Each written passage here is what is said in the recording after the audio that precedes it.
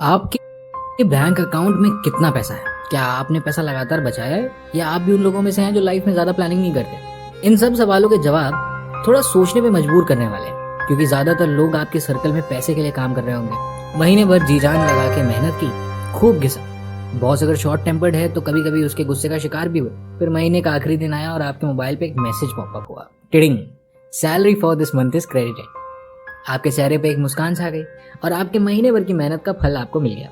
दुनिया में 99% लोग इसी कैटेगरी में आते हैं और ऐसे ही पैसे कमाते भी हैं। देखा जाए तो इसमें कोई गलत बात नहीं है। आपने पढ़ाई की, किसी न किसी स्किल में मास्टरी हासिल की और आपने उसी स्किल का वर्क प्लेस पे यूज किया। ये शॉर्ट तरीका है जिससे आप पैसे कमा सकते हैं। अच्छे एम्प्लॉयज की जरूरत किसको नहीं होती है। जैसे जैसे आपका एक्सपीरियंस बढ़ता जाएगा आपका पे पैकेज भी बढ़ता रहेगा। लेकिन याद रहे, आप फिर भी पैसे के लिए ही काम कर रहे होंगे। पैसा आपके लिए काम नहीं कर रहा, अभी तक तो नहीं कर रहा। सोचिए कि ऐसा एक वक्त आ गया जब आप फिजिकली फिट नहीं है या लंबे टाइम के लिए बीमार हो गए, तो क्या आपकी कंपनी आपको घर बैठने के पैसे देगी? हरगिज नहीं। कुछ एक्सेप्शंस होंगे जैसे टाटा, जहां कुछ समय तक आपको ये लाइफलाइन मिल सकती है, लेकिन बाकी कंपनी में ऐसा नहीं होना। तो क्या आप और हम जो मेहनत और डेडिकेशन से सुबह शाम भूखे प्यासे सब साइड में रखकर घिस रहे हैं, हम इंडिस्पेंसिबल हैं? बिल्कुल भी नहीं। हो सकता है कि आप अपने काम को बहुत एंजॉय करते हैं, इसलिए आपका काम को लेकर डेडिकेशन फोर्स नहीं होगा, नेचुरल होगा। आपका नाम भी काफी होगा अगर आप अपने काम में वाकई एक्सेप्शनल हैं तो। और अगर आप एक्सेप्शनल से भी कुछ कदम आगे हैं तो आपको शोहरत भी मिलेगी। लेकिन आप उस हालत में भी पैसे के लिए ही काम कर रहे हैं। पैसा अब तक आपके लिए काम नहीं कर रहा। आप सोच रहे होंगे ये कैसा डिप्रेसिंग माहौल बना रखा है, बार बार कह रहा है कि पैसा आपके लिए काम नहीं कर रहा। तो ऐसा होना जरूरी क्यों है? जरूरी इसलिए है क्योंकि नौकरी, सैलरी से आपकी लाइफ तो अच्छे से चल सकती है, लेकिन आप कभी वेल्थ क्रिएट नहीं कर पाएंगे दोस्तों। मंथ टू मंथ, महीने दर महीने की सैलरी से आपकी गाड़ी तो चलती रहेगी, लेकिन जब सैलरी रुक जाएगी तब क्या होगा? सोच में पड़ गए ना? लेकिन परेशान मत होइए, क्योंकि आपकी इसी परेशानी को दूर करने के लिए कुकू एफएम आपके लिए लेके आया है विवेक मसरानी की लिखी किताब यू कैन कंपाउंड की बुक समरी। मेरा नाम है देवांग तिवारी और इस समरी को अडैप्ट किया है नितिन झा ने। यकीन मानिए दोस्तों, इस शो के खत्म होने तक आप ये भी जान जाएंगे कि पैसे का हमारे लिए काम करना कितना जरूरी है और पैसे को हम अपने लिए काम पे लगाएंगे कैसे। तो चलिए आगे बढ़ते हैं इस सफर में और शुरू करते हैं इन्वेस्टमेंट का डिस्कशन अपने अगले एपिसोड में। चतुर चंपक और रॉकिंग रंजीता एक हैप्पीली मैरिड कपल है। चंपक एक बड़ी आईटी कंपनी में प्रोजेक्ट मैनेजर है और रंजीता हाउसवाइफ। उनकी शादी की शुरुआत के कुछ साल तो बड़े मजे में बीते। स्विगी जोमेटो का जरूरत से ज्यादा यूज होता, लेटेस्ट गैजेट्स खरीदते और साल में कम से कम 2 बार एग्जॉटिक लोकेशन पे हॉलीडे मनाने जाते। फिर उनकी जिंदगी में एक प्यारा सा बच्चा आया और तभी उन दोनों के सामने सच आया। वो सच ये था कि जितनी सैलरी में दोनों एक हैपनिंग लाइफ जी रहे थे, उतनी सैलरी अब उनके लिए कम पड़ रही थी। चंपक की सैलरी का बड़ा हिस्सा rent, credit card, bills, ration, इन सारी चीजों में खर्च हो जाता। एक संडे मॉर्निंग जब दोनों ने डीप डाइव किया तो उन्होंने देखा कि अपने बच्चे की पढ़ाई के लिए कुछ खास पैसे जमा नहीं किए थे। हर साल चंपक को 4 से 6% का हाइक तो मिल जाता था, लेकिन वो अब नए पेरेंट्स के लिए सफिशिएंट नहीं था। अक्सर जब हम किसी टफ सिचुएशन में फंसते हैं तो ब्लेम गेम स्टार्ट कर देते हैं। रंजीता और चंपक ने भी गवर्नमेंट पॉलिसीज, कम इंटरेस्ट रेट, कैपिटलिज्म सबको ब्लेम कर डाला। बढ़ती महंगाई को भी कोस लिया। लेकिन इस सिचुएशन का सामना तो करना ही था। चंपक ने अपने दोस्त आर्यन से कनेक्ट किया। आर्यन और चंपक एक ही कॉलेज से पढ़े थे और फाइनेंशियली इंडिपेंडेंट होने के बाद आर्यन ने अपना ही एक वेंचर स्टार्ट कर लिया था। चंपक ने उनको घर बुलाया डिनर पे। चंपक की सारी बात सुनने के बाद आर्यन ने नोटिस किया कि चंपक की फाइनेंशियल प्लानिंग में कुछ बड़े इश्यूज थे। चंपक अपनी सैलरी का सिर्फ 5% सेव करते थे। उनका ज्यादातर इन्वेस्टमेंट एफडी और रियल एस्टेट में था, जिसमें सिर्फ 3 से 5% का रिटर्न मिलता है और उनको 4 से 6% की सालाना हाइक मिलती थी, जो कि करंट इन्फ्लेशन रेट के हिसाब से बहुत ही मार्जिनल है। आर्यन ने उनसे कहा कि आप एक रैट रेस में भाग रहे हैं। आप पैसे के लिए मेहनत तो कर रहे हैं, लेकिन आपका पैसा आपके लिए अभी तक काम नहीं कर रहा। आपके इस करंट इन्वेस्टमेंट पैटर्न से आप कभी इन्फ्लेशन को बीट नहीं कर पाएंगे। चतुर चंपक के चेहरे पे स्ट्रेस आ गया ये सुनकर। बहुत ही परेशान होकर उसने आर्यन से पूछा कि मैं ऐसा क्या करूं कि मैं आत्मनिर्भर हो जाऊं। आर्यन ने उन्हें एक छोटी सी इक्वेशन बताई जिसे चंपक अब तक फॉलो करते आ रहे थे। Income minus expenses equal to save. जबकि जो इक्वेशन उन्हें फॉलो करनी चाहिए थी वो थी income minus savings equals to expenses. जिसने ऐसा सोचना शुरू कर दिया उसका नजरिया पैसे को लेकर हमेशा के लिए बदल जाएगा। वॉरेन बफेट कहते हैं कि if you don't find a way to make money while you sleep you will work until you die. मतलब ये कि अगर आपने कोई ऐसा तरीका नहीं खोजा जिससे आप सोते समय भी पैसे बनाते रहें, तो आप मरते दम तक काम करते रहेंगे दोस्तों। आर्यन ने चंपक को बताया कि दुनिया में सिर्फ 4 किस्म के लोग होते हैं।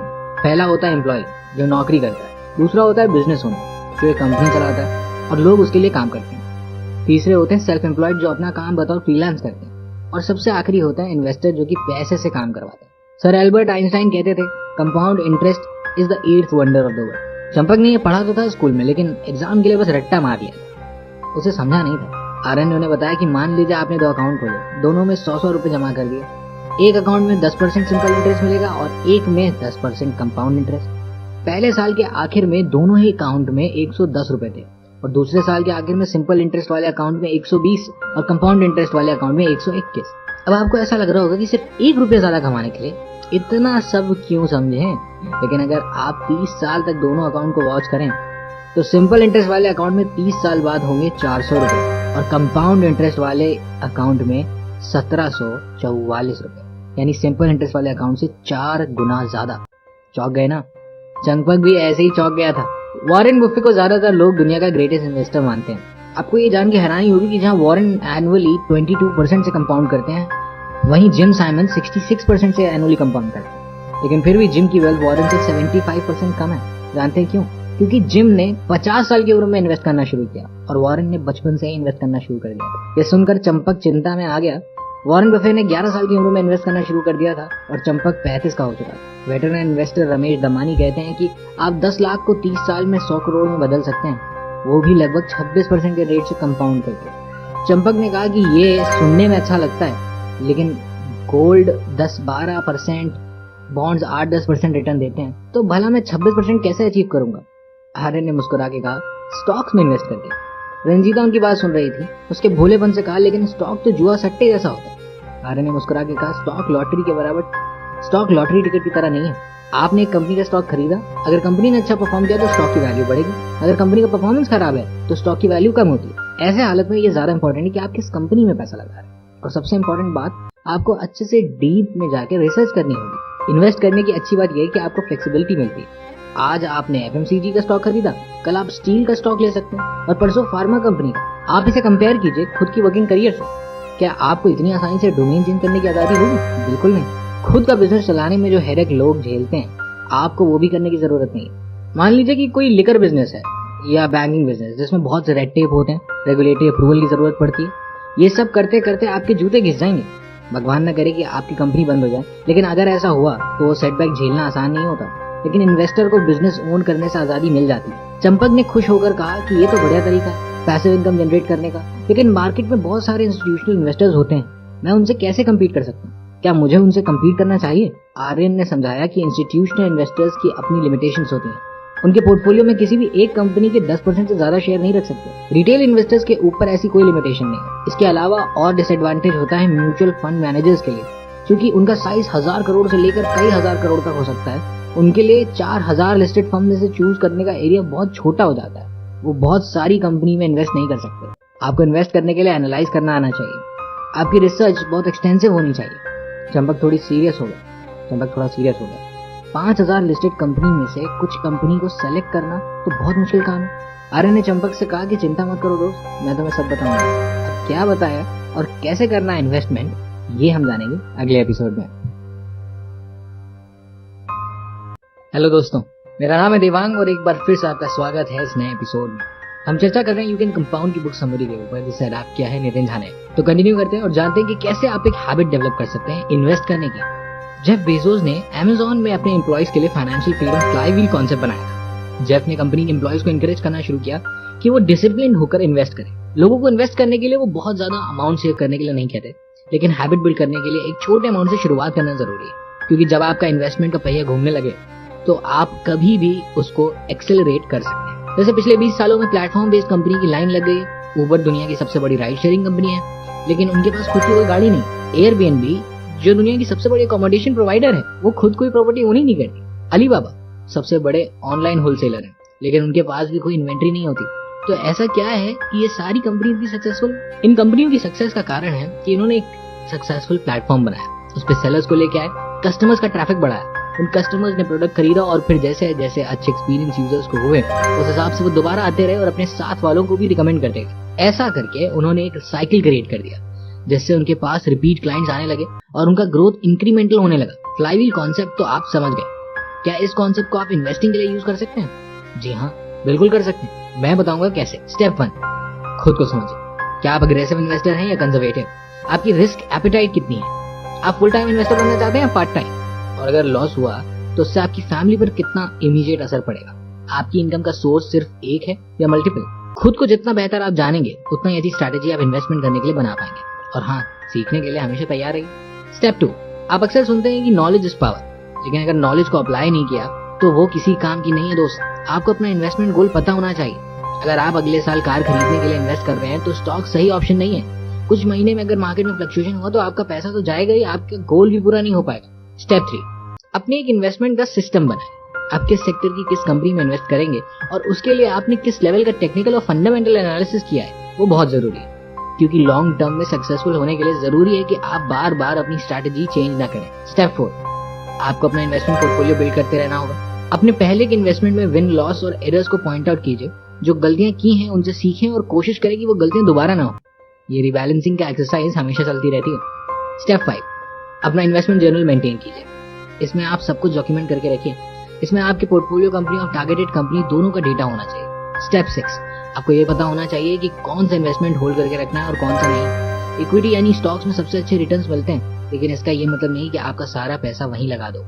आपके पोर्टफोलियो में अलग अलग एसेट क्लास की डाइवर्सिटी होनी चाहिए। स्टेप 7, इंप्रूवमेंट की साइकिल रुकनी नहीं चाहिए। आपको एक्सेल करने तो बैटरी को आउटसोर्स करने के बजाय उन्होंने सारे raw material London metal exchange पे खरीद लिए और खुद बैटरी असेंबल करने लगे। जो बैटरी टेस्ला ने बनाई उसकी कॉस्ट सिर्फ $80 पर किलोवाट थी। जी हाँ, यानी मार्केट प्राइस से करीब 85% चीप थी उनकी खुद की बैटरी। इस एग्जाम्पल से आप सीख सकते हैं दोस्तों कि अगर प्रॉब्लम को आपने ब्रेक डाउन कर लिया तो आपका आउटकम बहुत ज्यादा लॉजिकल होगा। ग्रीक फिलोसोफर एरिस्टोटल की माने तो नॉलेज गेन करने का इससे अच्छा तरीका नहीं है। जब भी आप किसी प्रॉब्लम को छोटे छोटे ब्लॉक, वो लगातार रीइन्वेस्ट करती है क्योंकि उनको फ्यूचर ग्रोथ दिखता है। हाई क्वालिटी बिजनेस वो होता है जहां return on capital employed high होता है और लंबे टाइम पीरियड तक कंसिस्टेंट रहता है। जैसे जब आप किसी बैंक में सेविंग्स अकाउंट खोलते हैं तो आप चेक करते हैं कि किसका रेट ऑफ इंटरेस्ट हाई है, क्योंकि बैंक फ्रॉड का रिस्क तो हर जगह एक जैसा ही होता है। अगर कोई company high rate of return लंबे टाइम के लिए री इन्वेस्ट करती है तो स्टॉक का प्राइस और अर्निंग दोनों में ही आपको इंक्रीमेंटल ग्रोथ दिखेगी। अगर कोई कंपनी ग्रो तो कर रही है लेकिन रिटर्न्स अच्छे नहीं है तो री इन्वेस्ट करने का यह मतलब है कि आप अच्छे पैसे को बुरे पैसे के पीछे लगा रहे हैं। जितना हाई कंपनी का रिटर्न ऑन कैपिटल एम्प्लॉयड होता है उतना ही अच्छा उनका कैपिटल एलोकेशन होगा। इससे आपको एफिशिएंसी पता चल जाती है कैपिटल डिप्लॉयमेंट की। अगर return on capital employed cost of capital से कम है तो ऐसी कंपनी अपने शेयर होल्डर्स के लिए कोई वैल्यू क्रिएट नहीं कर रही है और ना ही कैपिटल को लेंडर्स को लौटाने की हालत में है। तो दोस्तों, इसी के साथ इस एपिसोड को यहीं खत्म करते हैं और मिलते हैं अगले एपिसोड में, जहां हम बात करेंगे कोई कंपनी अपनी सिचुएशन को इंप्रूव कैसे कर सकती है इसके बारे में। चाहे कंपनी कोई भी स्टेज पे हो, अगर वो इंप्रूव करने की नहीं सोचेगी तो एक स्टैग्नेशन आ ही जाएगा। जैसे ही आप स्टैग्नेट करने लगते हैं तो एक डाउनवर्ड ट्रेंड स्टार्ट हो जाता है।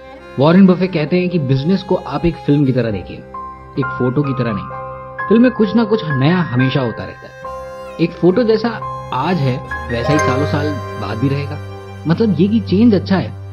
चेंज करने के लिए आपको हमेशा स्कोप ऑफ इंप्रूवमेंट ढूंढना होगा। कोई भी कंपनी अपनी ऑपरेटिंग मार्जिन और नेट प्रॉफिट इंक्रीज कर सकती है अगर वो इनोवेटिव प्रोडक्ट्स बना रही है, एफिशिएंटली बिजनेस चला रही है और उनका प्रोडक्ट प्रीमियम हो। इंप्रूवमेंट से आपको प्रॉफिट में ग्रोथ दिखेगा, शॉर्ट टर्म भी और लॉन्ग टर्म भी। बहुत सारी कंपनी जब ट्रेडिंग से मैन्युफैक्चरिंग में शिफ्ट करती है तो आपको लॉन्ग टर्म में उसका इफेक्ट दिखेगा, या फिर कोई कंपनी जब एक्सपोर्ट ओरिएंटेड हो जाती है तो भी इफेक्ट दिखेगा, क्योंकि जनरली लोकल सेल से ज्यादा मार्जिन आपको एक्सपोर्ट में देखने को मिलता है। प्रमोटर और सीईओ कैपिटल को 5 तरीके से एलोकेट करते हैं। एग्जिस्टिंग ऑपरेशन में इन्वेस्ट करना, दूसरे बिजनेस को अक्वायर करना, शेयर होल्डर्स को डिविडेंड देना, स्टॉक बायबैक करना या डेट खत्म करना। कंपनी के प्रमोटर कैपिटल रेज करने के लिए स्टॉक इशू करते हैं, डेट लेते और बिजनेस का कैश फ्लो यूज करते। कैपिटल एलोकेशन से अगर आप शेयर होल्डर के लिए वैल्यू क्रिएट करते हैं तो आपकी क्रेडिबिलिटी बढ़ती है। पिरामिड एंटरप्राइजेस ने डिसइन्वेस्ट करके अपने हेल्थ केयर बिजनेस का एक हिस्सा एबोर्ट को 2010 में बेच दिया जब वो लो वैल्यू पे ट्रेड कर रहा था। पिडिलाइट ने भी बीते कुछ सालों में बहुत सारी कंपनी अक्वायर की, जैसे डॉक्टर फिक्सिट, एमसी, स्टीगर। ये जरूरी नहीं कि आपने जो बिजनेस अक्वायर किया वो सारे सक्सेसफुल हो, लेकिन अगर कम से कम गलतियां कर रहे हैं तो ओवरऑल आप ज्यादा वैल्यू क्रिएट कर पाएंगे। कॉर्पोरेट गवर्नेंस और डिस्क्लोजर्स की भी शेयर होल्डर की नजर में बहुत इंपॉर्टेंस होती है। अगर कंपनी छोटी हो तो शायद डिस्क्लोजर ज्यादा नहीं होंगे, लेकिन बड़ी कंपनी के लिए ये बहुत ही जरूरी है। वॉरेन बफेट ने कहा, you lose my money I will be considerate, you lose my reputation आई शिल नॉट टॉलरेट। कॉर्पोरेट ट्रांसपेरेंसी का इससे अच्छा एग्जाम्पल नहीं हो सकता। लीडर और फॉलोअर में इनोवेशन का ही फर्क होता है, ऐसा स्टीव जॉब्स कहते थे। क्यों कुछ नया करना है? क्यों आप पुराने काम को ही नहीं करते रहना चाहते हैं? क्योंकि आप अगर एक ही काम करते रहेंगे तो आप स्टैग्नेट होने से नहीं बच सकते, और जैसे ही आप स्टैग्नेट हुए आपके शेयर प्राइस में आज ना कल वो असर दिखने लगेगा। सेल्स ग्रोथ के लिए एग्जिस्टिंग मार्केट में आप अपना मार्केट शेयर बढ़ा सकते हैं, नए मार्केट में एक्सपैंड कर सकते हैं और नया प्रोडक्ट डेवलप कर सकते हैं। सिर्फ नया प्रोडक्ट बनाना ही इस कैटेगरी में नहीं आता। अगर आप कैपेसिटी एक्सपेंशन कर रहे हैं तो ये भी उस कैटेगरी में आएगा। स्टॉक मार्केट में आपको कई एग्जाम्पल मिल जाएंगे जब कैपेसिटी को दोगुना करने से उनके प्राइस में इंक्रीमेंटल ग्रोथ आया। न्यू प्रोडक्ट डेवलपमेंट शायद सबसे ज्यादा श्योर शॉट तरीका होता है कंपनी और शेयर प्राइस में ग्रोथ दिखने का। एप्पल ने जब आईफोन, आईपैड, आईमैक लॉन्च किया तो वो कंपनी के ग्रोथ के सबसे बड़े ड्राइवर्स बने। अगर कोई कंपनी सिर्फ एक या दो प्रोडक्ट तक लिमिटेड है और उनमें से कोई एक प्रोडक्ट अगर किसी वजह से स्ट्रगल करने लगेगा तो कंपनी के सेल्स फिगर पे और उनके ओवरऑल ग्रोथ पे बहुत ज्यादा इंपैक्ट होगा। आजकल के कॉम्पिटिटिव एनवायरनमेंट में आपको हमेशा एज पे रहना होता है, इसलिए नए प्रोडक्ट को डेवलप करने में आपको हमेशा आगे रहना होगा। आयशर मोटर्स काफी टाइम तक स्ट्रगल कर रही थी, लेकिन एनफील्ड 350 और 500 लॉन्च होने के 6 साल में कंपनी ने 100x ग्रो किया है। जी हाँ, नए मैनेजमेंट और प्रमोटर के आने से भी कई बार स्ट्रॉन्ग पुश मिलता है। विनीता गुप्ता ने जब ल्यूपिन में चार्ज लिया तो एक तरह से उन्होंने ट्रांसफॉर्म कर दिया कंपनी को। उन्होंने ल्यूपिन के फुटप्रिंट्स को इंडिया से बाहर कई सारी कंट्रीज में फैला दिया। वो अक्सर अपने पिता से कहती थी कि अगर हम यूएस में होते तो ऐसे परफॉर्मेंस पे हमें कम से कम 10 गुना ग्रोथ मिलती। नए जनरेशन में एक नई हंगर होती है पिछले जनरेशन से बेहतर करने। न्यू ज्योग्राफीज में जाने का भी बहुत एडवांटेज है। वी-गार्ड का प्रेजेंस एक टाइम पे साउथ इंडिया में ज्यादा था, इतना कि उनका 95% रेवेन्यू साउथ इंडिया से ही आता था। फिर उन्होंने लॉन्ग टर्म स्ट्रैटेजी बनाई नॉर्थ के मार्केट में एंटर करने की। 2012 से लेकर 2021 उन्होंने इतना एक्सपैंड किया कि 2021 में 5% से बढ़कर उनका नॉर्थ में मार्केट शेयर 42% हो गया। कंपनी के ग्रोथ में आइडिया और एग्जीक्यूशन दोनों का ही बहुत बड़ा रोल होता है। सिर्फ अच्छा आइडिया जनरेट करने से आप ग्रो नहीं कर सकते, उसको बैक करना होगा सॉलिड एग्जीक्यूशन से। इंडिया में 2003 से 2009 के बीच टेलीकॉम सेक्टर में बहुत जबरदस्त ग्रोथ दिखी। उस टाइम उस सेक्टर में एमटीएनएल और एयरटेल दो सबसे बड़े प्लेयर्स थे। मार्च 2003 एयरटेल की सेल्स एमटीएनएल से आधी थी और उनका प्रॉफिट आफ्टर टैक्स उनसे 4 गुना कम था। मार्च 2009 में एयरटेल की सेल्स एमटीएनएल से 8 गुना ज्यादा थी और प्रॉफिट आफ्टर टैक्स 40 गुना ज्यादा था। फर्क सिर्फ एक्सिक्यूशन का था दोस्तों। जहां एयरटेल ने एग्रेसिवली नए मार्केट में एक्सपैंड किया, वहीं एमटीएनएल का अप्रोच थोड़ा लेड बैक सा था। अगर आपको एग्जीक्यूशन को क्लोजली ट्रैक करना है तो हर क्वार्टर के रिजल्ट को ट्रैक कीजिए। अच्छी एग्जीक्यूशन का रिजल्ट रिफ्लेक्ट करने लगता है। अगर आपको कोई ब्रेकआउट देखने को मिलता है जैसे 50% क्वार्टर ऑन क्वार्टर या 300% ईयर ऑन ईयर, तो मान लीजिए कि कोई बड़ा स्ट्रक्चरल चेंज हुआ है कंपनी में। अगर आपका फंडामेंटल एनालिसिस अच्छा है तो आपके लिए ब्रेकआउट सरप्राइजिंग नहीं होगा। आपने कभी राहुल द्रविड़ की चाइनीज बैम्बू ट्री वाली स्पीच सुनी है? जी, चाइनीज बैम्बू ट्री को किसान 4 साल तक लगातार पानी देता रहता है और कुछ भी नहीं होता। बीज जमीन के अंदर ही रहता है, लेकिन किसान अपना हौसला नहीं खोता, होप नहीं लूज करता, और फिर 5वें साल में जादू होता है, एक चमत्कार। फाइनली बीज जमीन से बाहर निकलता है और सिर्फ 6 हफ्तों में 90 फीट ऊंचा हो जाता है ना कमाल की बात। 4 साल तक इंतजार करने के बाद आप बहुत पेशेंस से आगे बढ़ते हैं और आपको उसका एक शानदार रिजल्ट मिलता है एक ही बार में, एक झटके में, 6 हफ्तों के अंदर। कंपाउंडिंग का इससे अच्छा एग्जाम्पल आपको कहीं नहीं मिल सकता दोस्तों। स्टॉक मार्केट में भी आपको कई ऐसे एग्जांपल्स मिल जाएंगे जो चाइनीज बैम्बू ट्री को रिजेंबल करता है। कुछ कंपनी बहुत टाइम अपने R&D पे लगाती है, नए प्रोडक्ट्स पे काम करती है और उनका स्टॉक स्टैग्नेट रहता है काफी टाइम तक, लेकिन जैसे ही एक के बाद एक वो अपने प्रोडक्ट्स लॉन्च करती है, उनका स्टॉक प्राइस स्काईरॉकेट करने लगता है। ये थी ना मजेदार किस्से और कहानियों की बातें। इस एपिसोड में इतना ही, मिलते हैं अगले एपिसोड में जहां हम चर्चा करेंगे कैसे अपने स्टॉक्स को आप एलोकेट करें सही से।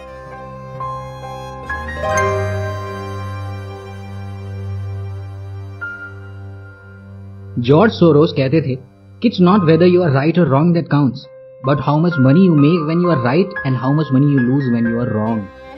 क्या मस्त लाइन है। इसका मतलब यही है कि आपने चाहे कितना भी टाइम बिता लिया हो स्टॉक मार्केट में, कितने ही साल की रिसर्च की हो, लेकिन आप सारी बातें नहीं जान सकते। कुछ ना कुछ अननोन फैक्टर्स हमेशा होते हैं जिसको आप नहीं जानते होंगे। अगर आपके पोर्टफोलियो में 15-20 स्टॉक्स हैं तो आपको काफी डाइवर्सिफिकेशन मिल जाता है। इन्वेस्टमेंट प्रोबेबिलिटी का गेम होता है दोस्तों। बस ये इंश्योर करते रहिए कि जब आपका प्रॉफिट हो तो ज्यादा से ज्यादा हो और जब लॉस हो तो कम से कम। सारा खेल इसी का। सबसे आइडियल होता है कि जब स्टॉक परफॉर्म कर रहा हो तो एवरेज अप करते रहिए और जब कोई स्टॉक लॉस कर रहा हो तो उसको ट्रिम कर दीजिए। डाइवर्सिफाई करने के लिए आपको कई फैक्टर्स को ध्यान में रखना चाहिए। उनमें से एक है स्टॉक्स का कोरिलेशन, जैसे कि उनका ज्योग्राफिकल लोकेशन। अगर सारे स्टॉक्स एक ही लोकेशन में हों और कोई नेचुरल कैलामिटी जैसे कि बाढ़, भूकंप आ जाए तो आपको काफी दिक्कत हो सकती है, जैसे कि करेंसी अप्रिसिएशन या change of rate of interest में।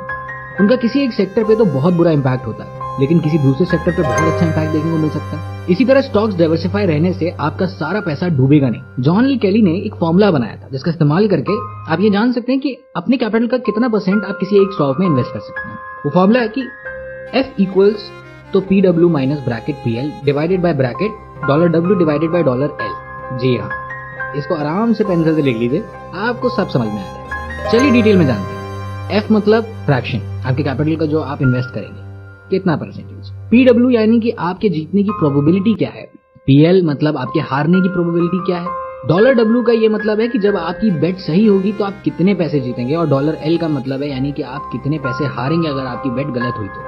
मान लीजिए कि आप 2:1 के रेशियो में विन और लूज डिसाइड करते हैं और आपने उसमें 100 रुपए लगाए, तो विनिंग सिचुएशन में आप 200 कमा लेंगे, लेकिन अगर लॉस हुआ तो आपको सिर्फ 50 रुपए बचेंगे जो आपने ओरिजिनली 100 रुपए लगाए थे। हारने और जीतने की प्रोबेबिलिटी 50% की है। अगर इन सबको फॉर्मूला में डाल देंगे तो आपको फ्रैक्शन मिलेगा 25%। मतलब ये कि आप इस स्टॉक में अपना 25% कैपिटल लगा सकते हैं। अगर आप एक कंजर्वेटिव ट्रेडर हैं तो आप हाफ कैली यूज कर सकते हैं। मान लीजिए कि कैली फ्रैक्शन 30% आया तो आप सिर्फ 15% ही इन्वेस्ट कर दीजिए। ऐसा करने से आप वोलेटिलिटी को काफी हद तक निगेट कर पाएंगे और आपके रिटर्न सिर्फ 25% ही कम होगा। ऐसे सिचुएशन में आप बिग बेट कर सकते हैं जब आपकी जीतने की प्रोबेबिलिटी ज्यादा हो और एंट्री पॉइंट और मार्केट कंडीशन भी आपके फेवर में। लेकिन आपको ध्यान में रखना होगा कि ऐसी सिचुएशंस रेयरली ही आती हैं। ज्यादा टाइम या तो बेयर मार्केट होता है या फिर साइडवेज मूवमेंट होता है। कम टाइम के लिए बुल रन होता है। अगर प्रोबेबिलिटी कम है और पे ऑफ हाई है तो मॉडरेटली बेट कीजिए, लेकिन अगर प्रोबेबिलिटी कम हो और रिवॉर्ड भी ज्यादा नहीं है तो बेट मत ही कीजिए। कभी कभी लॉस मेकिंग में आप एवरेज अप करने के लिए और ज्यादा इन्वेस्ट करने लगते हैं, लेकिन अगर 1-2 राउंड ऑफ इन्वेस्टिंग के बाद आपको अपने रिसर्च से पता चले कि वो स्टॉक अब इंप्रूव करने वाला नहीं है तो तुरंत अपने होल्डिंग्स को निकाल लेना चाहिए। वॉरेन बफेट और चार्ली मंगर के एक दोस्त है रिक ग्वेरिन, वो उन दोनों से बहुत ज्यादा स्मार्ट थे इन्वेस्टिंग में, लेकिन वो बहुत जल्दी रिच होना चाहते थे। 1974 के क्रैश में स्टॉक मार्केट करीब 70% तक क्रैश कर गया था। हुआ ये कि रिक को अपने बर्कशायर हैथवे के शेयर $40 पर शेयर के भाव से बेचना पड़ा। आज उस एक शेयर की कीमत $40,000 है। यानी जब भी आप डेस्परेशन में अपने स्टॉक बेचते हैं तो आपको कम प्राइस में बेचना पड़ता है। अगर आपसे कोई कहे कि कॉइन टॉस की गेम खेलते हैं जहां पे ऑफ 10:1 का है और गेम में 10 लाख की बेट लगनी है, मतलब आप जीते तो 1 करोड़। जैसा कि आप जानते हैं कॉइन टॉस में प्रोबेबिलिटी 50-50 होती है, तो आपको ये काफी टेम्पटिंग लग सकता है। लेकिन अगर 10 लाख आपकी सारी जमा पूंजी हो तो ऐसा रिस्क लेना सिवाय बेवकूफी के कुछ भी नहीं है ना दोस्तों। पैसा कमाना एक बात है और पैसा बचा के रखना एक अलग बात है। सक्सेसफुल वही होता है जिसके अंदर सर्वाइवल इंस्टिंक्ट सबसे ज्यादा है। सर्वाइवल इंस्टिंक्ट जरूरी इसलिए भी है कि आप ज्यादातर पैसा कंपाउंडिंग से ही कमाते हैं और उसके लिए बहुत पेशेंस चाहिए। 1 साल की ग्रोथ में कुछ ज्यादा फर्क नहीं दिखेगा पैसे में, लेकिन यही आप 10 साल इंतजार करें तो आपको बहुत सब्सटैंशियल ग्रोथ देखने को मिलेगी। इसके अलावा एलोकेशन में कुछ चीजें हैं जो आपको वॉच आउट करना चाहिए, जैसे अंडर एलोकेशन, जब आप लोअर पे ऑफ होते हुए भी रिस्क अवर्जन माइंडसेट के कारण ज्यादा इन्वेस्ट नहीं करते। ओवर एलोकेशन, जब आप ओवर कॉन्फिडेंस में होते हैं और जरूरत से ज्यादा इन्फॉर्मेशन को इंटरप्रेट करने लगते हैं, उससे बायस क्रिएट हो जाता है। ओवर स्टेइंग विद विनर्स, जब आप किसी स्टॉक से इमोशनली अटैच हो जाते हैं, उसे ओवर वैल्यू कर लेते हैं। ओवर स्टेइंग विद लूजर्स, जीतने से जितनी खुशी नहीं मिलती उससे कहीं ज्यादा दुख आपको हारने से होता है। एक मेंटल ब्लॉक क्रिएट हो जाता है जिसकी वजह से आप जरूरत से ज्यादा उस स्टॉक से जुड़े रहे। दोस्तों इस एपिसोड में बस इतना ही। अगले एपिसोड में हम बात करेंगे कि एक अच्छा स्टॉक परफॉर्म कर रहा हो तो उसका प्रॉफिट कैसे मैक्सिमाइज करते हैं। आपने अक्सर इन्वेस्टर से सुना होगा कि कैसे Asian paints, Nestle, Pidilite, astral ने अपने शेयर होल्डर्स के लिए बहुत ज्यादा वेल्थ क्रिएट किया है, लेकिन हम में से ज्यादा लोग इसको रेप्लिकेट नहीं कर पाते। क्यों? क्योंकि हम किसी एक स्टेज पे पैसा लगा के बैठ जाते हैं और स्टेज वाइज कैपिटल को ऐड नहीं करते, जबकि होल्डिंग और एडिंग भी उतना ही जरूरी आर्ट है जितना कि स्टॉक का सिलेक्शन। स्वागत है दोस्तों, मेरा नाम है देवांग तिवारी और आप सुन रहे हैं यू कैन कंपाउंड की बुक समरी, जिसे अडैप्ट किया है नितिन झा ने। दुनिया में सबसे ज्यादा दी जाने वाली इन्वेस्टिंग एडवाइस है बुक योर प्रॉफिट्स। मतलब कि अगर आपका स्टॉक काफी आगे भाग चुका है तो कुछ ओरिजिनल इन्वेस्टमेंट निकाल लीजिए। अफसोस कि इस एक एडवाइस से जितना नुकसान लोगों को हुआ है उतना किसी एडवाइस से नहीं हुआ होगा। आप स्टॉक मार्केट में अगर पैसा कमाना चाहते हैं तो आपको पेशेंस तो डेवलप करना होगा, अपने स्टॉक को होल्ड करने का। ऐसा नहीं किया तो आपके विनिंग स्टॉक्स का एडवांटेज आपको नहीं मिलेगा। इसका ये मतलब नहीं है कि आप हमेशा के लिए स्टॉक को होल्ड करके रखेंगे, लेकिन आपको ये जानना होगा कि आपको स्टॉक सेल कब करना है। जेसी लिवरमोर, जो कि जाने माने स्टॉक ट्रेडर हैं, वो कहते हैं कि जब मार्केट आपके ऑपोजिट मूव करने लगे तो स्टॉक को कब सेल करना है इसका क्लियर टारगेट आपके पास होना चाहिए। किसी भी हालत में आपको 10% से ज्यादा लॉस में नहीं जाना चाहिए। जैसे कहते हैं कि स्टॉक खरीदते समय ही आपको स्टॉप लॉस लगा लेना चाहिए। ये ठीक वैसे ही है जैसे जैसे आपके बॉडी में कुछ बैरियर्स होते हैं एक्सटर्नल एजेंट से फाइट करने के लिए, लाइक आपकी स्किन, पेट में एसिड्स जो डाइजेशन में मदद करते हैं, एंटीबॉडीज जो आपको वायरस से सेफ रखते हैं। ठीक वैसे ही इन्वेस्टर्स को भी लाइन ऑफ डिफेंस तैयार करना होता है अपने स्टॉक्स के लिए। पहला line of defence stop loss होता है, लेकिन अगर आपने स्टॉप लॉस नहीं लगाया है तो कम से कम हर हफ्ते अपने पोर्टफोलियो को वॉच कीजिए और लॉस मेकिंग स्टॉक को निकालते रहिए। याद रखिए कि लॉस को कम से कम रखना आपका पहला गोल है, प्रॉफिट मैक्सिमाइजिंग दूसरा। बर्नार्ड बरूच कहते हैं कि अगर आप अपने आधे ट्रेड्स में भी करेक्ट हैं तो आप एक अच्छा एवरेज बना सकते हैं, लेकिन अगर आप 10 ट्रेड में से 3 से 4 बार भी सही हैं तो कोई ज्यादा दिक्कत नहीं है, तब तक जब तक आप अपने लॉसेस को मिनिमाइज करते रखते हैं। स्टॉक मार्केट में ये मायने नहीं रखता कि आप सही हैं या गलत, ये मायने रखता है कि जब आप सही हैं तो कितना पैसा बना रहे हैं और जब गलत हैं तो कितना नुकसान झेल रहे हैं। जब आप किसी ऐसे बिजनेस में इन्वेस्ट करते हैं जो बहुत ही तेजी से ग्रो कर रही हो तो कभी कभी आप जल्दबाजी में अपने स्टॉक को बहुत थोड़ा सा प्रॉफिट बुक करके सेल कर देते हैं, क्योंकि आपको लगता है अभी जितना मिला है ना उसको लपेट लो। जो इन्वेस्टर्स बहुत ज्यादा थ्योरेटिकल हो जाते हैं और वैल्यूएशन रेशियोज को ज्यादा ध्यान से रखते हैं वो अक्सर अपने स्टॉक को जल्दी बेचने की गलती कर बैठते हैं। इससे बचने के लिए आपको दरअसल करना यह है कि ट्रेलिंग स्टॉप लॉस लगाना है। जैसे जैसे स्टॉक प्राइस ऊपर जाएगा उस प्राइस से 10% कम आपका स्टॉप लॉस होना चाहिए। परेटो प्रिंसिपल का नाम आप सबने सुना होगा। आप अपने बिजनेस का 80% रेवेन्यू 20% क्लाइंट से बनाते हैं। परेटो प्रिंसिपल यानी कि 80-20 प्रिंसिपल से फेमस परेटो प्रिंसिपल आप सभी ने सुना होगा। बिजनेसेस पे भी कुछ ऐसा ही असर होता है इसका मतलब है कि आप लगभग 80% रेवेन्यू सिर्फ 20% क्लाइंट से बनाते हैं। जी ठीक वैसे ही उन्होंने नोटिस किया कि उनके गार्डन में 80% अच्छे क्वालिटी का चना सिर्फ 20% पौधों से आता था। ये बिल्कुल वैसा ही है जैसे दुनिया में 80% वेल्थ सिर्फ 20% लोग कंट्रोल करते हैं। अगर आप अपने स्टॉक पोर्टफोलियो को नोटिस करेंगे तो पाएंगे कि 20% स्टॉक्स आपको 80% रिटर्न दे रहे हैं। चलिए इसे थोड़ा और डीप में समझते हैं। इंडिया में 175 कंपनी है जिसका प्री टैक्स प्रॉफिट $100 मिलियन से भी ज्यादा है। उनमें से सिर्फ 78 कंपनियां ऐसी है जो 100 गुना ग्रो कर पाई हैं। जी 100 टाइम्स। लॉ ऑफ एवरेजेस के हिसाब से भी सिर्फ 5% कंपनी बहुत अच्छा स्केल अचीव कर सकती है और 20% डिसेंट स्केल कर सकती है। तो अगर आपके पास 6 स्टॉक हैं उसमें से 2 एवरेज हैं, 2 बिलो एवरेज, एक बहुत ही खराब और एक स्टॉक आपको शानदार रिजल्ट दे रहा है जैसे कोका कोला या जिलेट, तो समझिए कि आपका काम हो गया। आखिर खेल तो ये प्रोबेबिलिटी का ही है। और अगर आपके पास हैरी पॉटर की तरह कोई मैजिक वॉन्ड होता तो आप हमेशा प्रॉफिट मेकिंग स्टॉक पे ही लगाते पैसा, लेकिन अफसोस ऐसा किसी के पास भी नहीं है। कोई भी मार्केट किधर जाएगा, कौन सा अप होगा, कब डाउन होगा, प्रेडिक्ट नहीं कर सकता। कोई भी ये कैसे डिसाइड करता है कि उनके सबसे अच्छे स्टॉक में उनकी एलोकेशन सबसे ज्यादा हो? ऐसा आप सिर्फ एवरेज अप से ही कर सकते हैं दोस्तों। मान लीजिए कि आपने 100 रुपए किसी एक स्टॉक पे लगाए थे अभी अप्रैल में और 30% का स्टॉप लॉस लिया था। वो स्टॉक अब 200 का हो जाए और आपने फिर भी 30% का स्टॉप लॉस लगा के रखा है, तो वर्स्ट के सिनेरियो में भी आप उस स्टॉक को 140 में बेच रहे होंगे और तब भी आपको 40% का प्रॉफिट होगा अपने इन्वेस्टमेंट पे। अभी के दौर में इन्वेस्टर्स को एक्शन चाहिए होता है और आजकल के दौर में जब सोशल मीडिया का शोर इतना ज्यादा है तो किसी का भी इससे बच के रहना पॉसिबल नहीं है। ये दरअसल सबसे बड़ा कारण है कि इन्वेस्टर्स आराम से अपने विनिंग स्टॉक को पकड़ के बैठे नहीं रहते। वो अपने विनर्स को राइड करने की जगह हमेशा कुछ ना कुछ नया ढूंढते हैं। आपके साथ भी अगर ऐसा हो तो आप अपने इंडिकेटर्स और exponential moving average ATR, V stop इनका इस्तेमाल करते रहिए और हमें नीचे कमेंट करके जरूर बताइए कि आपके क्या ख्याल आते हैं इन ट्रिक्स के ऊपर। ये आपको बताते रहेंगे कि कभी आपको एग्जिट करना है, कब नहीं। आगे हम चर्चा करेंगे रिस्क मैनेजमेंट के ऊपर।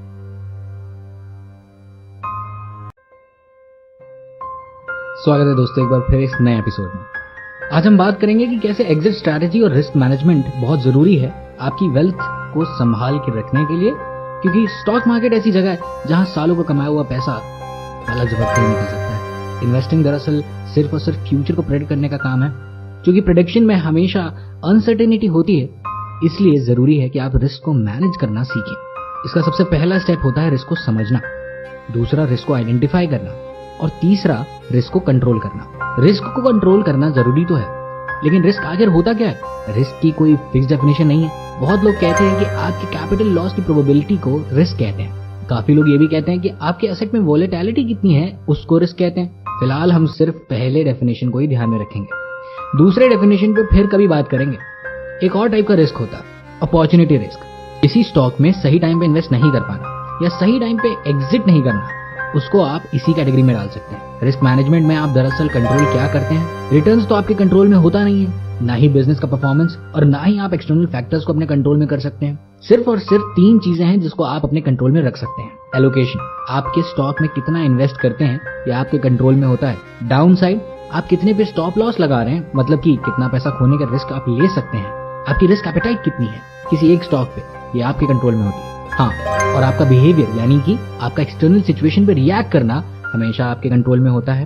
हार्वर्ड मार्क्स अपनी किताब द मोस्ट इंपॉर्टेंट थिंग्स में कहते हैं कि आपकी लाइफ और इन्वेस्टिंग में एस्टिमेट्स गलत हो सकते हैं, सिचुएशन बदल जाती है, वैल्यूएशन गिर सकते हैं, लेकिन 2 बातें हैं जो हमेशा सही होती है। पहला कि सारी चीजें साइक्लिकल होती हैं, और दूसरा कि गेन की अपॉर्चुनिटी तभी आती है जब आप पहले रूल को साइड में रख देते हैं। जब भी मार्केट में डाउन टर्न आता है तो आपको अपना पोर्टफोलियो रीबैलेंस करते रहना चाहिए।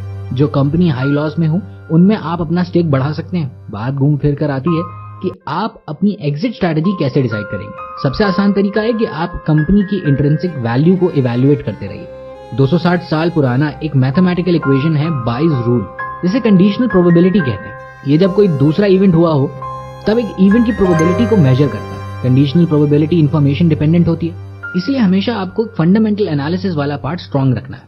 चार्ली मुंगर कहते हैं कि आप कंपनी के एनुअल रिपोर्ट को मैथ्स की इक्वेशन की तरह मत पढ़िए, जहां आप एंडलेस डेटा को कलेक्ट करते रहते हैं और बाद में उसका मतलब ढूंढने की कोशिश करते हैं। आपको पहले एमडी या चेयरमैन का कॉलम पढ़ना चाहिए, जहां वो डिटेल में बात करते हैं कि कंपनी को पिछले फाइनेंशियल ईयर में क्या क्या चैलेंजेस फेस करना पड़ा और कैसे उन्होंने चैलेंजेस को ओवरकम किया। कंपनी का अगले साल का रोड मैप क्या है, कौन कौन से नए प्रोडक्ट्स पे वो काम कर रहे हैं और कौन से नए मार्केट्स में एंट्री करने की सोच रहे हैं। आप हमेशा 5, 10, 15 साल की प्लानिंग नहीं कर सकते दोस्तों, लेकिन कंपनी का 1 साल का एजेंडा कम से कम ये तो क्लियर होना चाहिए। एग्जिट करने के लिए आप एक आसान स्ट्रैटेजी यूज कर सकते हैं। प्राइस वॉल्यूम को किसी न किसी टेक्निकल इंडिकेटर से समझिए, जैसे कि एक्सपोनेंशियल मूविंग एवरेज, एटीआर वगैरह वगैरह। फिर थोड़ा फंडामेंटल रिसर्च कीजिए, अपने डिसीजन को और फुल प्रूफ कीजिए। आप जैसे जैसे सीजन होते जाएंगे स्टॉक मार्केट में, वैसे वैसे आप एंट्री के साथ साथ एग्जिट के लिए भी एक फ्रेमवर्क तैयार कर लेंगे। हमने शुरुआत में जाना था कि कैसे आप अपने इन्वेस्टेड पोर्टफोलियो को cactus, banyan, mango, bamboo, palm और कैनबिस ट्री में डिवाइड करते हैं। अब हम जानेंगे इन सब को कौन से टाइम पे अपने पोर्टफोलियो से निकाल देना चाहिए। शुरुआत करते हैं कैक्टस से। पहले तो आपको अवॉइड करना चाहिए लो ग्रोथ और लो रिटर्न ऑन कैपिटल इन्वेस्टेड वाली कंपनी में इन्वेस्ट करने से। लेकिन अगर आपने कोई मैंगो या बैनियन कंपनी में इन्वेस्ट किया है और वो हाई ग्रोथ से लो ग्रोथ की तरफ जाने लगे तो आपको अलर्ट हो जाना चाहिए। कुछ साइंस होते हैं जिसको आप इग्नोर नहीं कर सकते। अगर कंपनी कंपटीशन से अफेक्टेड हो रही हो और उनका प्राइसिंग पावर अब वैसा नहीं रहा, कंपनी अब नए प्रोडक्ट्स पे काम नहीं कर रही है, तो ऐसी हालत में आपको कंपनी मार्केट शेयर भी लगातार कई क्वार्टर्स गिरता दिखेगा। ये सब फैक्टर्स को जोड़ के आप अपना डिसीजन ले सकते हैं दोस्तों। मैंगो स्टॉक्स में आप जनरली अपना कैपिटल प्रोटेक्ट करने के लिए इन्वेस्ट करते हैं। ये कंपनी अक्सर स्टेबल बिजनेस होती हैं और इनका कैश फ्लो भी प्रेडिक्टेबल होता है, लेकिन आपको इनका पीई रेशियो हाई होता हुआ दिखे, जो किसी न किसी यूफोरिया की वजह से हो, ना कि बिजनेस ग्रोथ की वजह से, तो आपको प्रॉफिट बुक करके निकल जाना चाहिए। जब मैंगो कंपनी का रिटर्न उतना अच्छा ना रहा हो तब आपको स्टॉक सेल करने का सोचना चाहिए, या फिर कोई कंपटीशन की कंपनी बेहतर रेट पर अवेलेबल हो। अब जानते हैं कि बैनियन ट्री वाले स्टॉक को कब बेच सकते हैं आप। ये स्टॉक दरअसल कंपाउंडेड ग्रोथ देता है और जनरली परफॉर्म ही करता रहता है, लेकिन अगर सेक्टर में कोई डिसरप्शन आया हो और आपकी कंपनी इंपैक्टेड हुई हो तो बेहतर है आप जल्द से जल्द स्टॉक को सेल ऑफ कर दें। ऐसा आप मार्केट सैचुरेशन के इवेंट में भी कर सकते हैं। और भी कुछ फैक्टर्स हैं जैसे मैनेजमेंट का चेंज हो जाना, कॉम्पिटिटिव एडवांटेज का खत्म हो जाना, जिनकी समझ आपको टाइम के साथ ही आएगी। आप जानते हैं कि बैम्बू स्टॉक्स को कब सेल कर सकते हैं। ये कंपनी ट्रांजिशन फेज में होती है और पोटेंशियल रखती है ग्रो करने के लिए। जब उस सेक्टर में कुछ ज्यादा इंप्रूवमेंट होता हुआ ना दिखे, या फिर कंपनी इन्वेस्टमेंट रेज ना कर पा रही हो, या फिर एग्जीक्यूशन में कहीं ना कहीं कंपनी मार खा रही हो, इन सारे फैक्टर्स को ध्यान में रख के आपको अपने डिसीजन लेना है कि स्टॉक को सेल करना है या होल्ड करना है। अब बात करते हैं कि पाम ट्री कैटेगरी वाले बिजनेस को कब सेल करना है। ऐसी कंपनी में एंट्री और एग्जिट दोनों ही बहुत इंपॉर्टेंट हो जाते हैं। प्रोडक्ट की डिमांड कम होने लगे तो आपको रीअसेस करना चाहिए, या फिर जब सप्लाई ज्यादा आने लगे मार्केट में तब भी आपको एवैल्यूएशन मोड में आ जाना चाहिए। सप्लाई ज्यादा होते ही आपको ये पता करना है कि कंपटीशन ने क्या नई मैन्युफैक्चरिंग फैसिलिटी स्टार्ट की है। अगर ऐसा है तो आपको तुरंत एक्शन में जाना है। और सबसे आखिरी होता है दोस्तों ड्रग प्लांट कैनबिस बिजनेस। जी, पहली बात, आपके पास ये स्टॉक होना ही नहीं चाहिए, लेकिन अगर गलती से कोई मैंगो या बैनियन ट्रीज कैटेगरी में आ गई तो आपको फौरन इसे बेच देना चाहिए। तो इस एपिसोड में हमने सीखा कि कैसे हमें अपना रिस्क एपेटाइट समझना और मैनेज करना। आगे हम बात करेंगे कि दूसरों की गलती से हम कैसे सीख सकते हैं और खुद को एक बेहतर इन्वेस्टर बना सकते हैं। हिस्ट्री आपको बहुत कुछ सिखाती है दोस्तों। जो कुछ भी हम और आप आज कर रहे हैं वो सब पहले किसी ने जरूर कर रखा है, तो फिर हम गलतियां क्यों दोहराते हैं? क्यों नहीं अपने एंसेस्टर्स की गलतियों से सीख के वो गलतियां दोबारा ना करें? यहाँ हम बात करेंगे 10 ऐसी गलतियों की जो आप दोहराने से बच सकते हैं। पहली गलती होती है चीप ट्रैप। अगर कोई स्टॉक अपनी 52 वीक लो के आसपास आ जाए तो बहुत सारे इन्वेस्टर्स इसको अपॉर्चुनिटी समझ लेते हैं, बिना ये जाने की डिक्लाइन की वजह क्या है। अक्सर ऐसी हालत मार्केट कैप और वैल्यूएशन जैसे मैट्रिक्स को इन्वेस्टर अवॉइड कर देते हैं। याद रखिए, स्टॉक का चीप होना चीप वैल्यूएशन नहीं होता। दूसरी गलती जो लोग करते हैं वो होता है होल्डिंग हो। आपने अच्छे वैल्यूएशन पे स्टॉक खरीदा जब कंपनी अच्छा परफॉर्म कर रही थी, लेकिन धीरे धीरे कंपनी सेक्टर सैचुरेट होने लगा और स्टॉक प्राइस नीचे आने लगा। लॉजिक ये कहता है कि आपको स्टॉक सेल करके बेहतर परफॉर्मिंग कंपनी में इन्वेस्ट करना चाहिए, लेकिन इमोशन हमसे गलती करवाता है। हमें लगता है कि आज ना कल कंपनी के स्टॉक में फिर से उछाल जाएगा।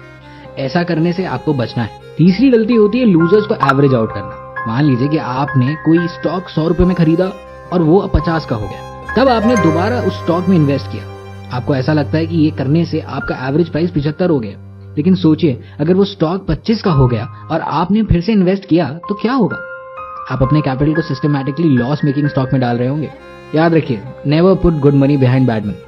मतलब कि अपने मेहनत से कमाए पैसे को किसी खराब परफॉर्म करने वाले स्टॉक के पीछे मत डालिए। चौथा होता है किसी भी सिस्टम या प्रोसेस को फॉलो नहीं करना। आपके पास एक प्रॉपर फ्रेमवर्क होना चाहिए स्टॉक स्क्रीनिंग, बाइंग और एग्जिट के लिए। अगर आप ये सिस्टम फॉलो नहीं करते तो आप हमेशा गलत इन्फॉर्मेशन के पीछे भाग के अपना डिसीजन लेंगे।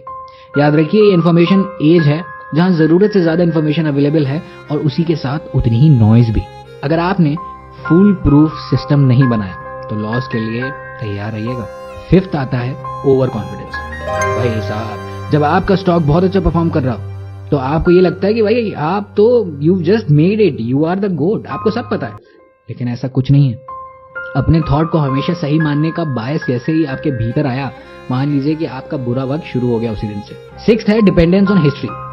जब high quality balance tree mango stock में ट्रांजिशन कर रहा हो तब आपको ऐसा लग सकता है कि ये शॉर्ट टर्म है, लेकिन अगर आपने की इंडिकेटर्स को इग्नोर कर दिया तो रिजल्ट्स बहुत निगेटिव हो सकते हैं। साइक्लिकल स्टॉक्स के साथ भी आप ये देख सकते हैं।